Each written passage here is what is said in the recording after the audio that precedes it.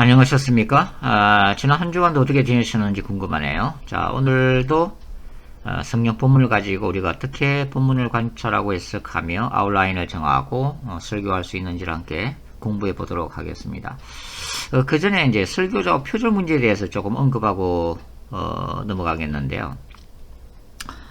적지 않는 게 설교자들이 소위 다른 사람의 설교문을 그대로 카피해서 설교하다가 문제가 된 케이스가 종종 발생이 되어지고 있습니다. 그로 인해서 목회자의 권위가 실추가 되어지고 또 이런 표절 문제 때문에 교회 자체가 분열되는 그런 경우도 간혹 가다가 이제 일어나기도 하는데요. 설교자가 왜 다른 사람의 설교문을 표절하게 될까요? 여러 가지 분주한 목회적인 활동으로 인해서 설교를 준비할 시간을 놓치고 그래서 마음이 다급한 나머지 다른 유명한 설교자의 그 설교문을 그대로 카피해서 이제 설교하는 경우가 있다고 볼 수도 있고, 또 사실 이제 이 설교자들이 성경 본문을 선정하고 또 그것을 준비하는 과정은 굉장히 고통스러운 하나의 과정인데요. 여러 가지 이유 때문에 성경 본문을 토요일까지도 정하지를 못하고 이제 방황하다가 결국은 다른 사람의 설교문을 이제 표절하는 상황까지 이르는 경우도 이제 있을 것입니다. 교회에서 설교가 굉장히 중요하죠.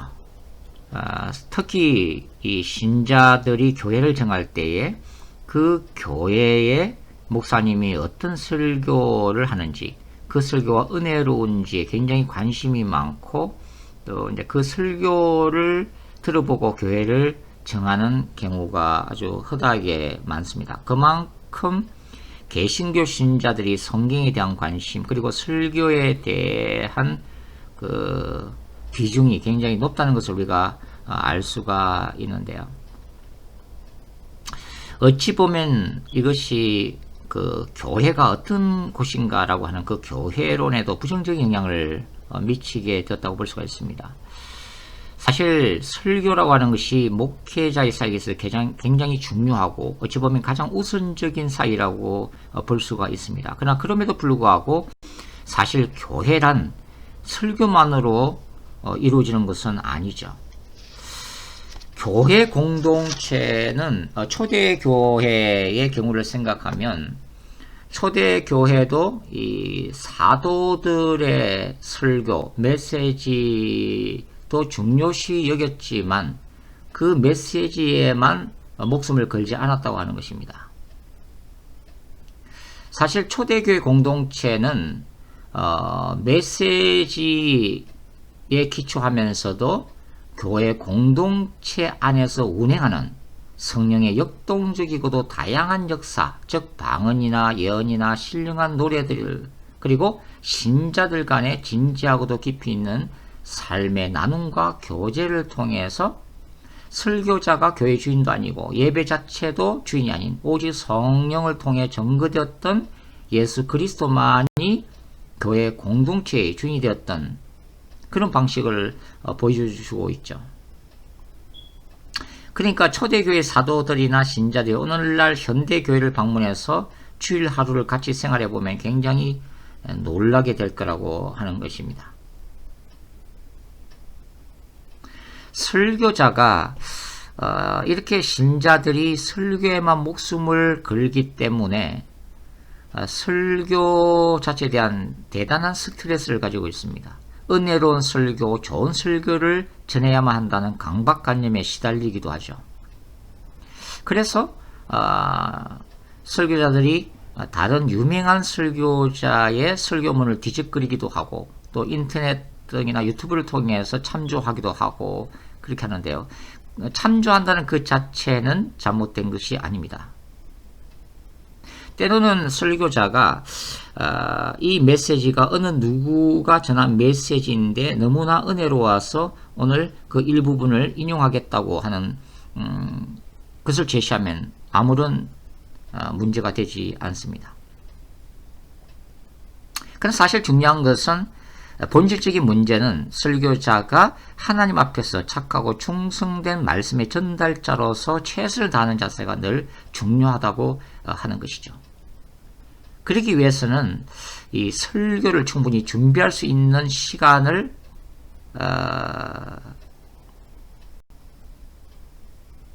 할애를 해내야 되고,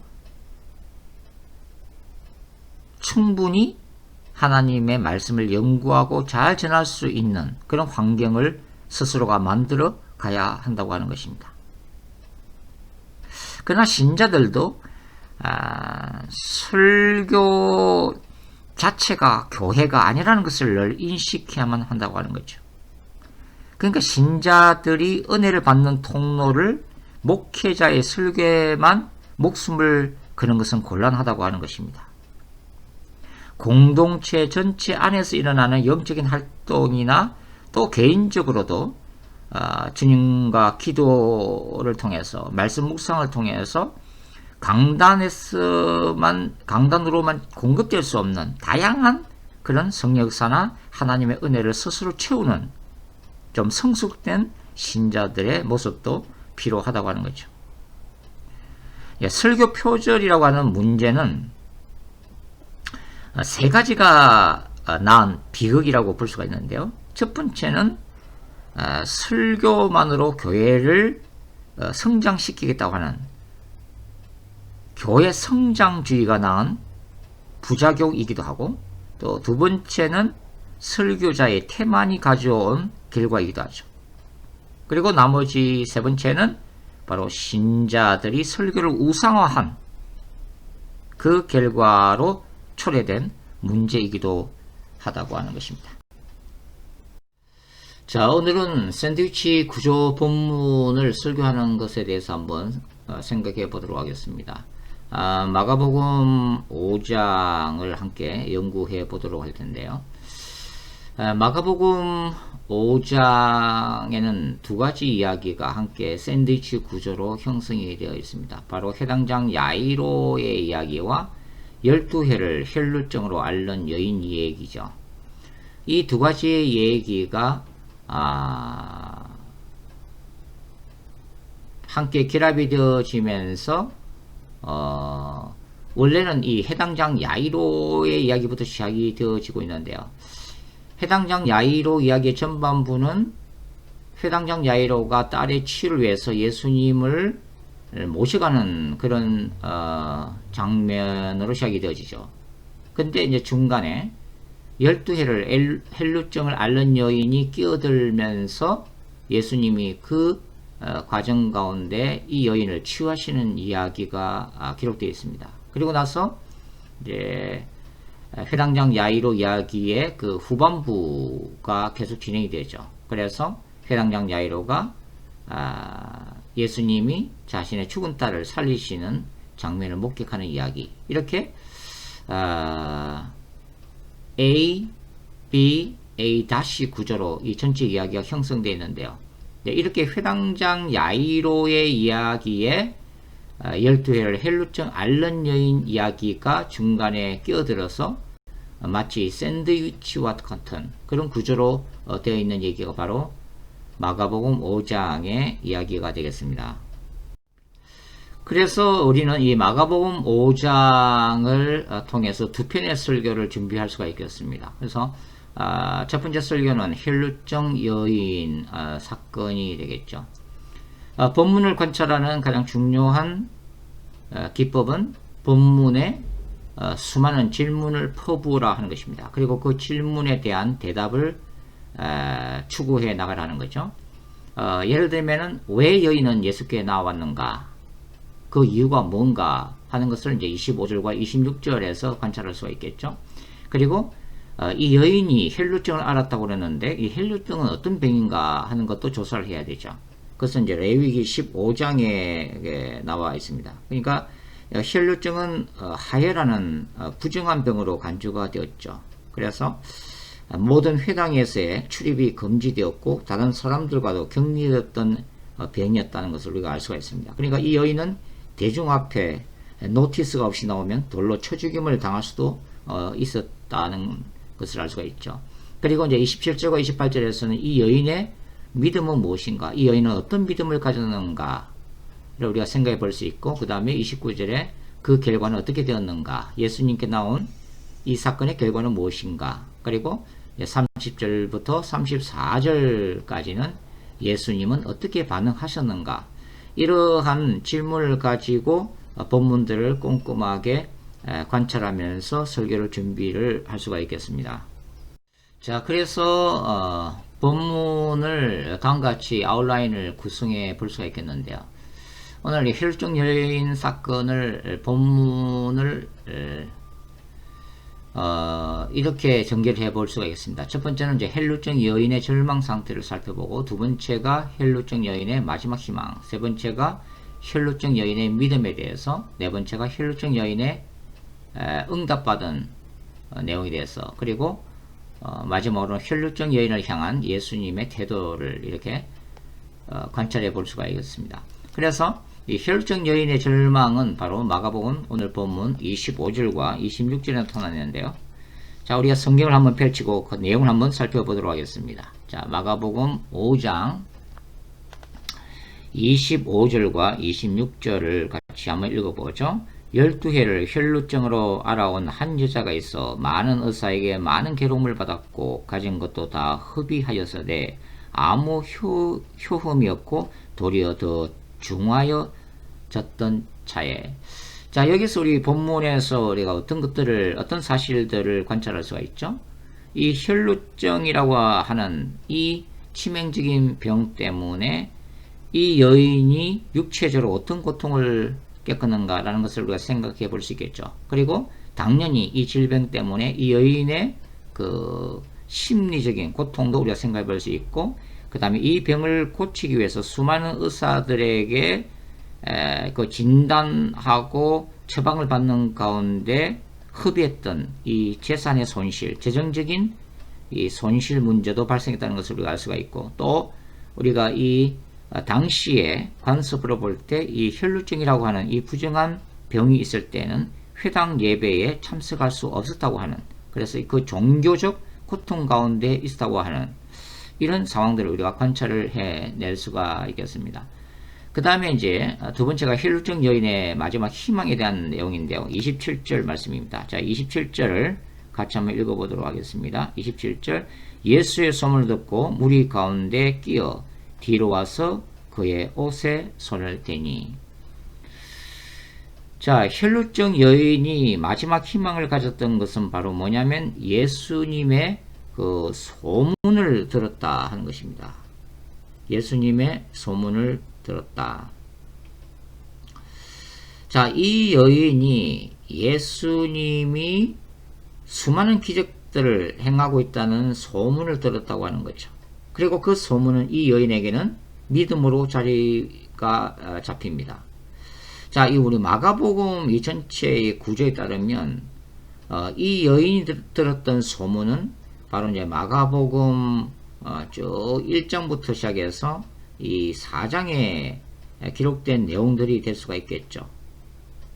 즉, 이 여인은 혈루증 때문에 회당에 나갈 수는 없었지만 마가복음 1장에 기록되어 있는 이 회당에서 어떤 사건이 일어난가에 대한 소문을 듣고 있었다고 하는 거죠.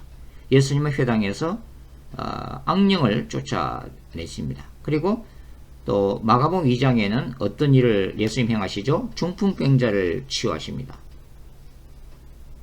그리고 마가복음 3장 같은 경우는 예수께서 회당에 손마른 자를 치유하시는 그런 기적도 행하셨죠. 그리고 이 마가복음 4장에는 이 갈릴리 바다에 광풍을 잠잠케 하신 사건도 기록이 되어 있습니다. 그리고 마가복음 5장에는 그라사일에 그 악령 들린, 군대 악령이 들린 이 그라사 광인을 예수께서 치유하신 사건도 기록이 되어 있죠. 그러니까 이 여인은 이 모든 것들을 소문을 통해서 듣고 있었다고 하는 거죠. 그래서 이 여인은 믿음으로 예수님께 마지막 희망을 걸었다는 것을 알 수가 있습니다. 그리고 이제 세 번째가 이제 혈루증 여인의 믿음인데요. 28절에 기록이 되어 있습니다. 자, 이 혈루증 여인은 어떤 믿음을 가졌을까요? 28절 같이 한번 읽어보겠습니다. 이는 내가 그의 옷에만 손을 대어도 구원을 받으리라 생각함일러라. 이것이 이 혈루증 여인의 놀라운 믿음의 세계입니다. 레위기 15장에 기록되어 있는 이 부정한 병을 가지고 있으면 대중 앞에 공개적으로 나아갈 수 없다고 하는 그 율법을 어기면서까지 이 여인은 치료받기 위한 그 일념으로 예수님께 나갔다고 하는 거죠. 그리고 그것은 바로 목숨을 건 믿음을 의미합니다. 목숨을 건 이 믿음으로 예수의 옷자락에 손을 만지면, 예수님의 옷자락만 만져도 치유를 받을 거라고 하는 굳건한 믿음을 이 여인은 가지고 있었다고 하는 거죠. 그 다음에 이제 네 번째가 혈루증 여인의 그 응답이 되겠습니다. 혈루증 여인이 받은 응답이 뭐예요? 29절 말씀이죠. 29절 같이 읽어보겠습니다. 이에 그의 혈루 근원이 곧 마름에 병이 나은 줄을 몸에 깨달으니라. 이 여인의 믿음에 대한 즉각적인 응답이 일어나는데요. 근본적으로 문제가 해결됩니다. 혈루증의 근원이 말랐다. 근본적으로 치유가 되는 놀라운 기적을 체험을 하고 있습니다. 그 다음에 이제 그 혈루증 여인을 향한 예수님의 태도가 30절부터 34절에 걸쳐서 기록되어 있는데요.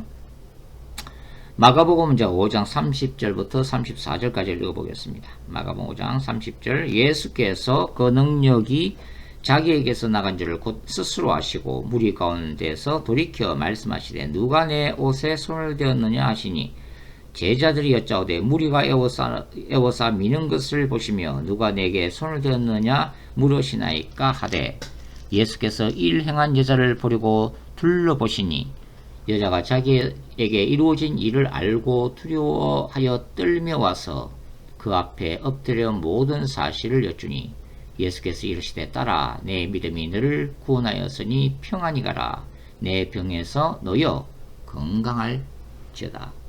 자, 예수님이 군중들 사이에 끼어서 몰래 예수님의 옷자락을 만지는 이 여인을 인식하시고 그 즉시 발걸음을 멈추고 주목을 하십니다. 그리고 놀라운 것은 바로 이 보잘것없는 이 혈루증 앓는 여인을 모든 군중들 앞에 세우시고 그 믿음을 교훈으로 보여주시는 장면이 기록이 되어 있죠. 자, 이렇게 이제 전체 본문을 우리가 이제 관찰하고 해석하면서 이것을 이제 적용, 메시지화 할 수가 있겠습니다. 그래서 혈루증 여인의 이 절망 상태 25절과 26절에 기초해서 우리가 서론을 구성할 수가 있겠죠.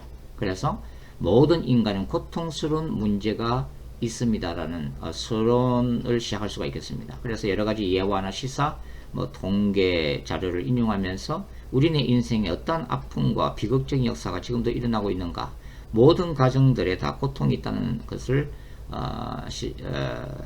설교할 수가 있겠죠. 그리고 이런 고통을 당할 때 신자는 어떻게 할 것인가, 세상적인 방법만 의지할 것인가, 하나님을 의지할 것인가 라는 도전을 던지면서 시작할 수가 있겠습니다. 그 다음에 이제 본론을 이제 시작할 수가 있겠는데요. 그것이 혈루증 여인의 마지막 희망, 혈루증 여인의 믿음, 그리고 혈루증 여인이 받은 응답이 본론을 구성할 수가 있겠죠. 그래서 이 혈루증 여인이 예수님의 소문을 듣고 예수님이 어떤 분인가에 대한 믿음을 가졌던 것처럼 오늘날 신자들도 예수 그리스도가 누구인지를 알아야 될 필요성을 역설할 수가 있겠습니다. 그리고 문제의 근본적인 해결자 대신 치유자 예수께로 나아가라는 도전을 던질 수가 있죠. 그 다음에 이 혈루증 여인의 믿음을 얘기하면서 죽으면 죽으리라는 믿음으로 기도하는 자에게 하나님께서 응답하실 거라고 하는 내용을 메시지화할 수가 있겠습니다. 여기에는 갈멜산 위에서 간절히 기도함으로 하늘의 문을 열고 3년 6개월 동안 가뭄이 들었던 이스라엘 땅에 풍성한 비를 뿌리겠다는 엘리야의 기도를 예발할 수가 있겠죠. 또 에스더서에서 이 에스더가 유대인들이 전부 다 전멸당하는, 멸망당하는 그 위기 앞에 섰을 때 모르드게의 근유를 받고 죽으면 죽으리라는 금식 기도에 들어감으로써 문제 해결을 받았던 이러한 에스더의 금식 예화도 인용할 수가 있겠습니다. 그 다음에는 이제 헬루적 여인이 응답받았던 이 내용을 소개하면서 과연 이 과학이 만능화된 이 시대도 우리는 기도함으로써 기적적인 치유의 은혜를 과연 받을 수가 있을 것인가에 대한 믿음의 도전을 던질 수가 있겠죠. 그래서 이 모든 문제 가운데서도 응답하심으로 합력하여 선을 이루시는 하나님을 의지하는가 하는 메시지도 던질 수가 있겠습니다. 그리고 이제 결론 부분은 이 혈루증 여인을 향한 예수님의 태도를 우리가 언급하면서 우리의 고통을 들으시는 예수님을 바라보라고 촉구하면서 오직 믿음만이 치유의 기적을 가져올 수 있다고 하는 결론 부분을 우리가 도출해낼 수가 있겠죠. 여기에서는 바로 이제 헬루증 여인이 이 제자들과 군중들 그리고 야이로의 믿음과 어떤 차이점이 있는가를 구체적으로 제시를 할 수가 있습니다. 즉 제자들도 이 혈루증 여인만한 믿음을 가지도 못했고 이 회당장 야이로조차도 이 혈루증 여인의 믿음에 비해서는 오히려 작은 믿음임을 알 수가 있는데 그것은 나중에 이제 야이로의 믿음 얘기할 때 좀 언급을 하도록 그렇게 하겠습니다. 자, 이제는 두 번째 설교를 준비를 해 보도록 하겠습니다. 바로 회당장 야이로에 대한 설교인데요. 먼저 마가복음 5장을 같이 한번 보도록 하겠습니다. 마가복음 5장 1절부터 24절 말씀을 같이 먼저 읽어보죠. 마가복음 5장 21절부터 24절 말씀. 예수께서 배를 타시고 다시 맞은편으로 건너가시니 큰 무리가 그에게로 모이거늘 이에 바닷가에 계시더니 회당장 중에 하나인 야이로라 하는 이가 와서 예수를 보고 발 아래에 엎드려 간곡히 구하여 이르되 내 어린 딸이 죽게 되었사오니 오셔서 그 위에 손을 얹으사 그로 구원을 받아 살게 하소서 하거늘 이에 그와 함께 가실새 큰 무리가 따라가며 애워사 밀더라. 자, 그 다음에 이제 헬루증 앓는 여인 사건이 끼어들고 35절부터 다시 끝까지 읽어보도록 하겠습니다. 자, 35절 말씀. 아직 예수께서 말씀하실 때 회당장의 집에서 사람들이 와서 회당장에게 이르되 당신의 딸이 죽었나이다. 어찌하여 선생을 더 괴롭게 하나이까?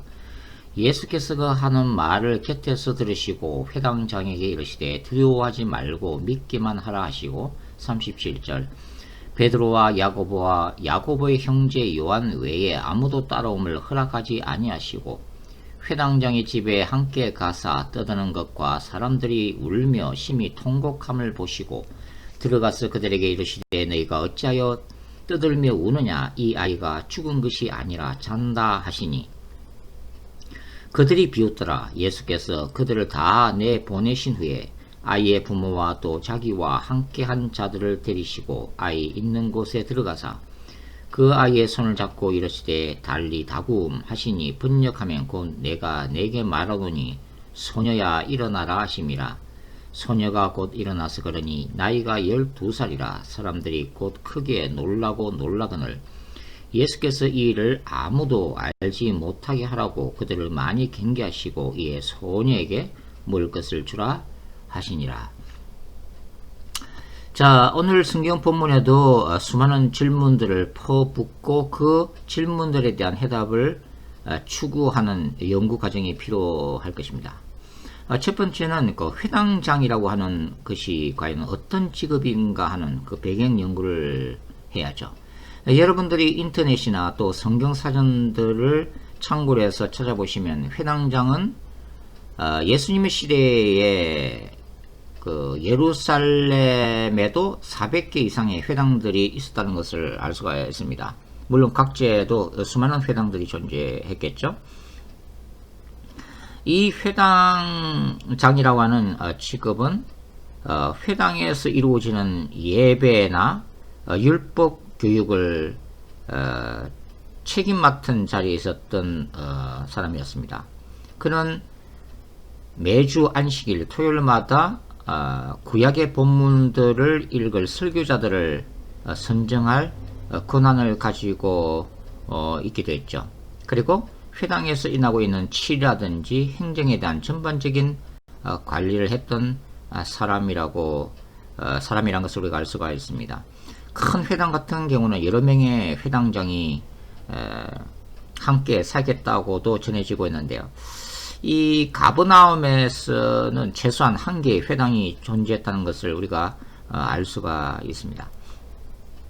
그 다음에 우리가 본문 21절과 23절 통해서는 회당장은 왜 그리고 어떤 태도로 예수님께 나와왔는가를 우리가 함께 연구를 해야죠. 그리고 24절부터 34절은 예수와 동행하는 길에 어떤 사건이 일어났는가를 관찰해야 되고, 그 다음에 35절을 통해서는 그 결과는 무엇이며 회당장의 상황을 어떻게 변했는가도 알아내야 합니다. 그리고 36절에서 예수님은 야이로를 어떻게 위로하셨는가를 우리가 주목해야 되고, 37절부터 43절에서 그 후에 회당장의 집에서 예수님은 어떻게 하셨는가를 우리가 볼 수가 있죠.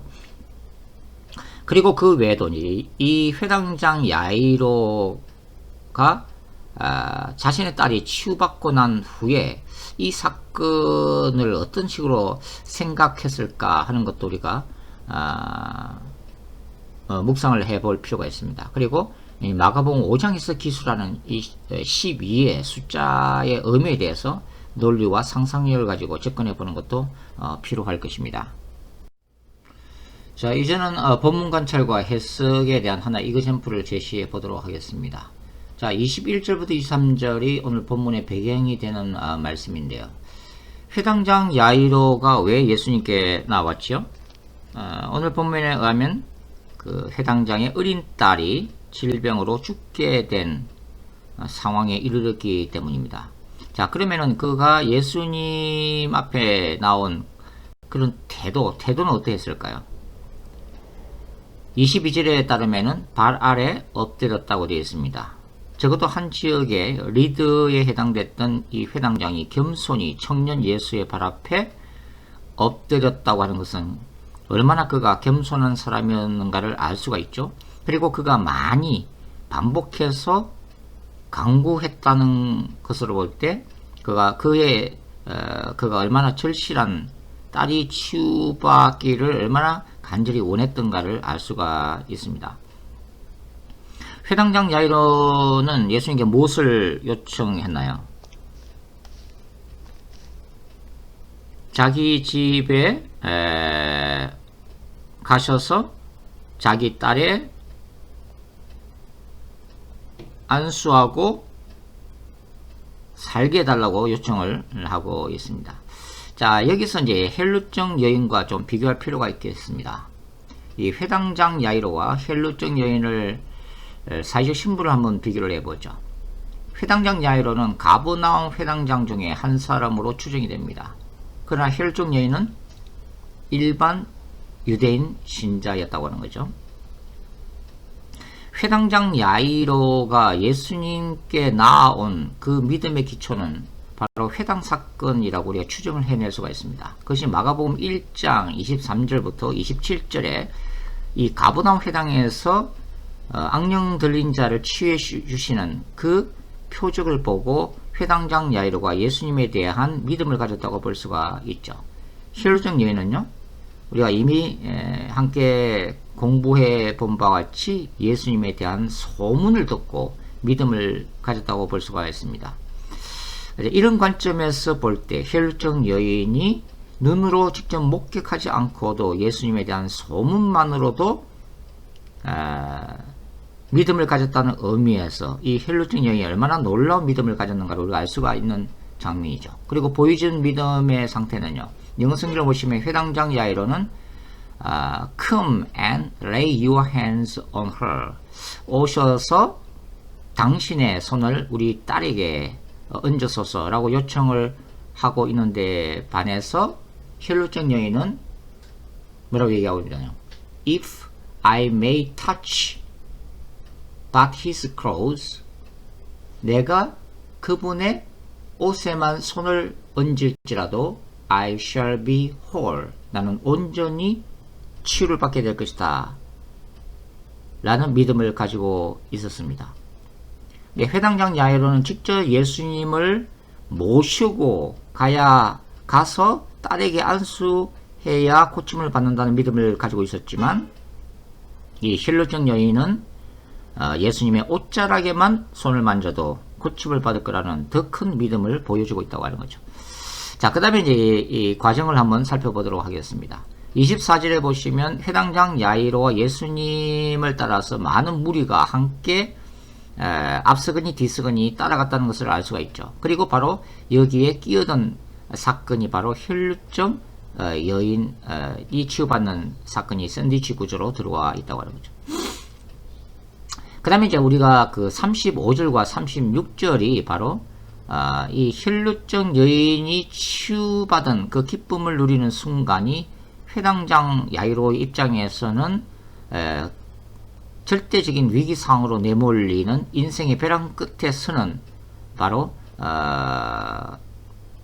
시간이라는 것을 우리가 알 수가 있죠. 바로 35절과 36절 말씀인데요. 다시 한번 읽어볼까요? 마가복음 5장 35절과 36절 함께 읽겠습니다. 시작. 아직 예수께서 말씀하실 때에 회당장의 집에서 사람들이 와서 회당장에 이르되 당신의 딸이 죽었나이다. 어찌하여 선생을 더 괴롭게 하나이까? 자, 예수님이 이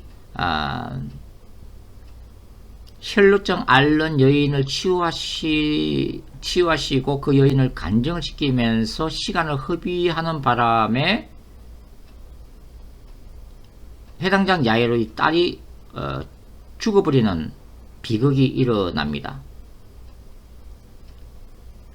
그 상소에서 예수님이 회당장에 하신 말씀이 36절이죠. 예수께서 그 하는 말을 곁에서 들으시고 회당장에게 이르시되 두려워하지 말고 믿기만 하라 하시고, 그 다음에 이제 우리가 이 37절, 40절, 43절 보시면은 바로 소위 마가복음에 나오는 메시아닉 시크릿이라고 하는 신학적 주제가 등장되는데요. 예수님이 이 치유의 기적을 무리들에게 공개적으로 알리기를 원하지 아니하셨던 바로 메시아 비밀이라고 하는 주제가 등장하게 됩니다. 그 다음에 이제 원래 38절부터 39절까지는 무리들을 분리시키고 예수님이 이 회당장 딸을 치유하시는데 예수님의 입장에서는 바로 잔다라는 표현을 사용하시죠. 예수님에게 죽음이란 바로 잠을 자는 것과 같다는 것을 우리가 알 수가 있습니다. 그리고 이제 41절과 42절은 바로 회당장 야이로의 딸이 죽었던 회당장 야이로의 딸이 다시 생명을 되찾는 그 과정을 설명을 하고 있죠. 사실 이제 이 그 회당장 야이로의 사건을 쭉 읽으면서 우리가 기억할 것은 뭐냐면 중간에 끼어든 이 혈루증 여인을 향한 그 예수님의 관심입니다. 제자들의 관심은 예수께서 어떻게 회당장 야이로의 딸을 살려내시는가 하는 것에 초점이 맞춰져 있었지만, 그래서 예수님의 등 뒤로 몰래 접근하는 이 여인을 어느 누구도 인식하지 못했지만 예수님은 12해를 혈루증을 앓았던 이 여인의 절망감과 그리고 예수님의 옷자락에 손을 대면 나음을 받을 거라고 하는 이 여인의 놀라운 믿음을 인식하시고 그 여인 한 영혼에게 긍휼을 가지시고 발걸음을 멈추시다고 하는 것입니다. 그 분주한 발걸음을 멈추고 믿음으로 다가오는 한 고통에 찬 이 여인에게 예수님은 큰 관심을 가지고 계셨음을 우리가 알 수가 있습니다. 회당장 야이로의 입장에서 볼 때는 이 혈루증 앓는 여인 때문에 지체가 된 결과로 자기 딸이 죽는 그 고통을 맛봤지만 결과적으로 볼 때도 돼요.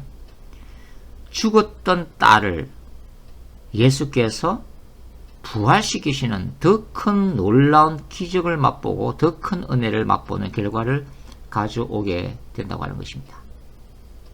그러니까 단순한 질병을 고치는 치유 사건이 죽은 자를 살리시는 사건으로 변화가 되었음을 마가가 신학적인 그런 의도를 보여주는 장면이라고 볼 수가 있겠습니다.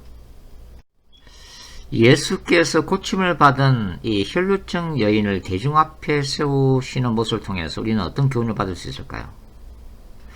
예수님은 이름 없는 이 여인, 어찌 보면 보잘것 없었던 여인, 혈루증이라고 하는 그 심각한 병 때문에 사회적으로 종교적으로 격리당하고 왕따를 당했던 이 여인이 얼마나 놀라운 믿음을 가지고 치유를 받았는지를 대중들 앞에서 공개하기를 원하셨다고 하는 것입니다. 왜냐하면 예수님의 제자들이나 또 무리들은 말할 것도 없고 믿음으로 나온 회당장 야이로조차도 사실 따라갈 수 없는 정말 보석 같은 정금 같은 믿음을 바로 이 혈루증 앓는 여인이 소유하고 있었기 때문이죠. 예수님은 바로 그 여인이 가진 믿음이 어떠한 믿음인지를 대중들에게 보여주기를 원하셨던 것입니다. 우리가 이제 마가복음 5장에서 이제 마지막으로 생각해야 될 것은 뭐냐면 12라고 하는 숫자인데요. 회당장 야이로의 딸의 나이가 12세로 기록이 되어 있습니다.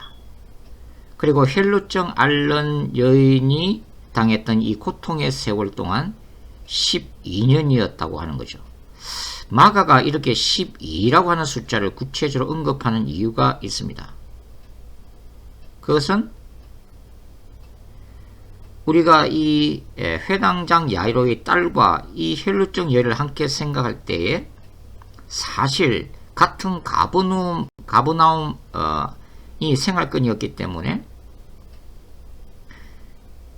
야이로는 가버나움 회당의 회당장이었고 이 혈루증 앓는 여인은 유대교 신자로서 바로 가버나움 회당을 출석했던 평신도였을 가능성이 높다고 하는 거죠. 12년 전에 회당장 야이로는 딸을 얻는 기쁨을 누렸고 그 시간에 이 이름 없는 여인은 혈루증이라고 하는 그 고통적인 질병의 저주를 받고 있습니다. 그러나 오늘 이 사건 속에서 두 사람의 인생은 예수 안에서 둘 다 새롭게 회복되고 치유를 받고 있음을 마가복음이 기록을 해놓고 있다는 것도 굉장히 흥미로운 점이라고 볼 수가 있죠. 자, 이렇게 이제 본문을 관찰하고 아웃라인을 작성을 우리가 하면서 이제 메시지화 할 수가 있겠습니다. 한 예를 들면은 이 회당장 그 야이로 사건을 우리가 설교 본문으로 정하면서 설교 제목을 고난의 벼랑 끝에서 만난 하나님이라 이렇게 정해 볼 수가 있겠습니다. 그래서 서론에는 인생에는 언제나 고난, 고통과 문제가 존재한다는 것을 제시하고 본론에서는 고난 앞에서 신자들은 어떻게 해야 하는가를 회당장 야이로의 모습을 통해서 간절함과 간구로 예수님께 나오라는 것을 역설할 수가 있겠죠. 그럼에도 불구하고 우리가 주님 앞에 기도함에도 불구하고 상황이 더 악화될 수가 있다고 하는 건데요. 그것은 회당장 야이로가 예수님을 모시고 갈 때 의의 사건이 끼어들었기 때문입니다. 바로 헬루증 앓는 여인을 치유해 주시는 사건이죠. 그러나 그럼에도 불구하고 우리는 절망하지 말고 믿음으로 끝까지 하나님의 때를 기다릴 필요가 있다는 것을 역설할 필요가 있죠. 그리고 고난 중에도 치유자 예수를 더욱더 알아가는 그런 과정도 필요하다 하는 것을 알 수가 있겠습니다.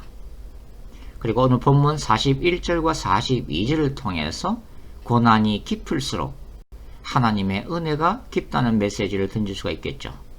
회당장 야이로가 혈루증 앓는 여인 때문에 자기 딸이 죽어버리는 가슴 아픈 비극을 경험했지만 그러나 결과적으로 죽은 딸이 다시 살아나는 그 하나님의 더 놀라운 은혜를 받았음을 상기시키면서 이 땅을 살아가면서 우리의 고난이 깊을수록 그럼에도 불구하고 우리에게 부어주시는 하나님의 은혜가 더 크다는 것을 강조할 필요가 있습니다. 그래서 이제 결론에는 고난 중에도 주님을 끝까지 신뢰하는 자가 기적을 맛볼 것이다 라고 결론을 지을 수가 있겠습니다.